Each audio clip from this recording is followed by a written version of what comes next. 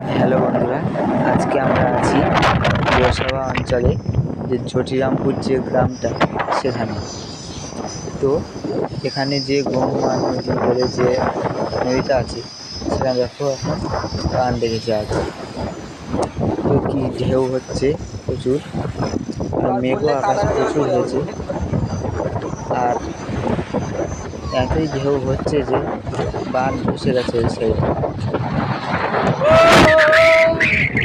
তো আমরা এখন এসেছি নদীর পরিস্থিতিটা দেখতে। দেখো বন্ধুরা, এখানে অনেকেই আছে, ও সাইডটা আমি দেখাতে পারছি না ঠিক।